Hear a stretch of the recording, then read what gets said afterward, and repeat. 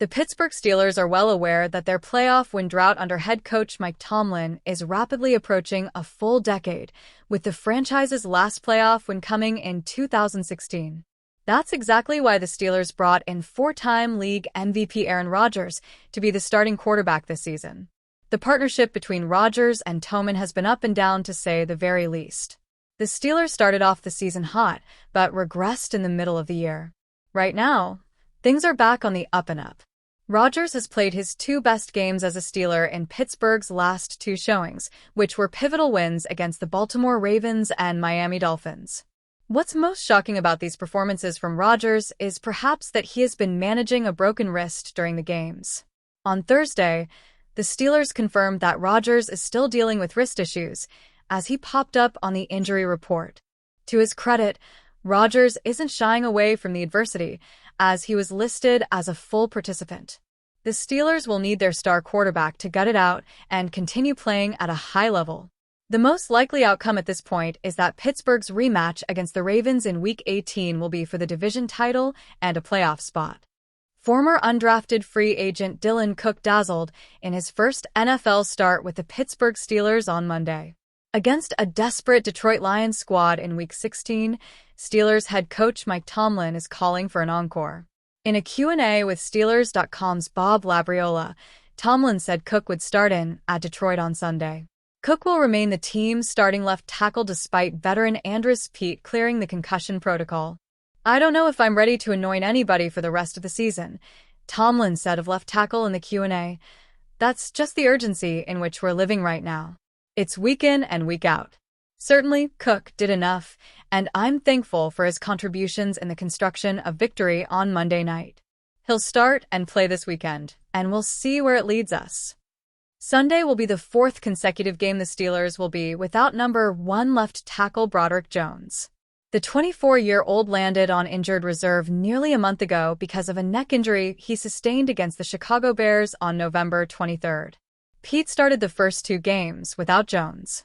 On December 7th, Pete exited with a concussion.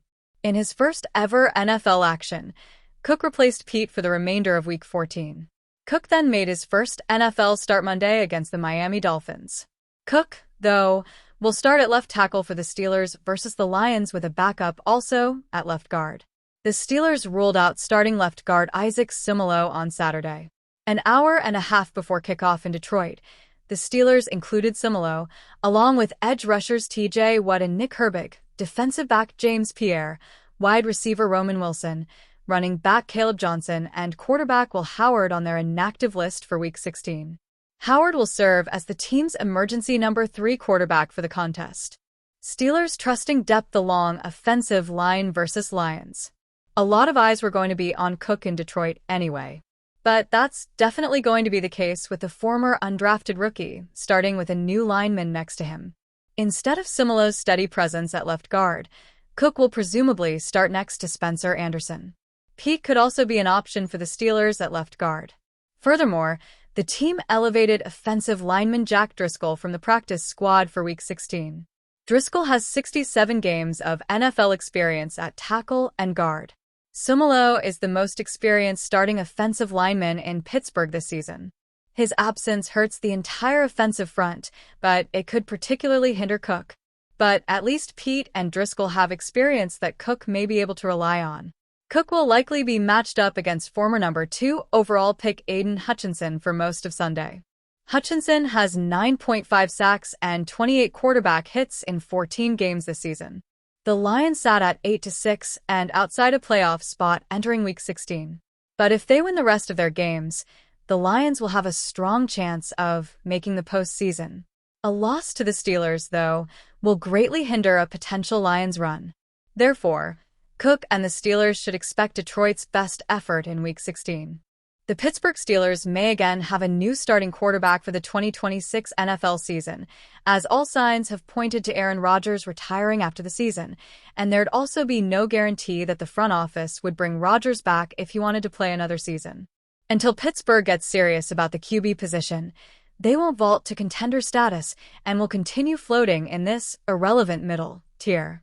GM Omar Khan, though, may continue trying to patchwork the QB position since the Steelers aren't a total dumpster fire. Let's rank the most likely Pittsburgh Steelers starting quarterbacks come Week 1 of the 2026 NFL season. Who should start for the Pittsburgh Steelers in the 2026 NFL season? 3. Mac Jones via trade. Mac Jones was starting earlier this year for the San Francisco 49ers due to Brock Purdy's toe injury. Jones went 5-3 as a starter and threw for 13 touchdowns and 6 interceptions. He finished with a 97.4 passer rating and had a great 69.6 completion percentage. He'd be just 28 at the start of the 2026 NFL season, and with this good play he has recently, Omar Khan might not be able to help himself. If nothing else, Jones could hold the fort down for a year if the Steelers all of a sudden get serious about the position and use legitimate NFL draft capital on a quarterback. He helped lead the New England Patriots into the playoffs as a rookie in 2021 and might end up being a realistic option, as the demand for quarterbacks this coming offseason could be a lot larger than the supply. 2. Mason Rudolph. Mason Rudolph is under contract through the 2026 season for the Steelers and might be another logical QB to step in for Week 1. Rudolph is in his second stint with the Steelers and is a perfectly fine backup passer in this league. He has spot start potential, but is not someone who needs to take the reins for an entire season. However, the argument for Rudolph is that he knows the team and the offense and has filled in nicely at times for Pittsburgh. You'd ideally love to be optimistic here and say that the Steelers could start a Jones or Rudolph and have a first or second round pick as the backup, trying to develop. That could be a legitimate scenario, so Steelers fans may have to stomach Mac Jones or Mason Rudolph under center for 2026. 1. Kyler Murray via trade. Kyler Murray would be a major move for the Pittsburgh Steelers. Murray has hardly played this year for the Arizona Cardinals, and all indications point to the Cardinals moving on from the veteran QB in some capacity this offseason. Financially, his contract is tradable, but he has a cap hit of over $50 million in 2026, so it would be hard for any team to stomach that type of commitment. Murray has 153 total touchdowns and 60 interceptions across his career. He has a 38-48-1 record as well, and did appear in the playoffs back in 2021. He's a good quarterback in most instances, but has otherwise had an average career. If the Steelers could field a strong defense and perhaps add another notable playmaker to the offense, Kyler Murray might be able to succeed for a few years. At worst, he'd give Pittsburgh a high-floor quarterback and also give them a player who still has a bit of youth on his side. The Steelers have messed around with over-the-hill veteran quarterbacks recently, and that simply isn't a recipe for success. Kyler Murray turns just 29 next August and could also be more motivated than ever to perform well, given that the Cardinals have pretty much made up their minds on him. Will the Pittsburgh Steelers hunt for a new starting quarterback for the fourth consecutive offseason? With Aaron Rodgers recently turning 42 years old, there's no guarantee he'll want to return for a 22nd NFL season. Plus, depending on how the season ends, there's always a possibility the Steelers tell the four-time MVP they are moving in a new direction, much like they did with Russell Wilson last offseason. It's far too early to definitively determine what the Steelers' plans are for 2026 quite yet, but it never hurts to look ahead and consider Pittsburgh's potential options. After rolling with one of the NFL's oldest starting QBs in 2025, could the Steelers aim for someone much younger in 2026? Recently, The Athletic's Jeff House suggested that the Steelers could emerge as a wild card team that makes a play for upcoming free agent Daniel Jones. The Colts should be considered the favorites to keep Jones, but don't rule out a wild card like the Minnesota Vikings or Pittsburgh Steelers if they view him as an upgrade. The Athletic on Daniel Jones / Pittsburgh Steelers. The Indianapolis Colts QB suffered a torn Achilles tendon that could very well keep him from being ready by the start of next season. He could very well opt to re-sign with the Colts after experiencing profound success early on, leading a top-5 scoring offense before his injury. Yet, if the Colts aren't completely sold on Indiana Jones fully returning to form, it's possible another team comes in with a contract offer that blows the former first-round pick away. Could that team be Pittsburgh?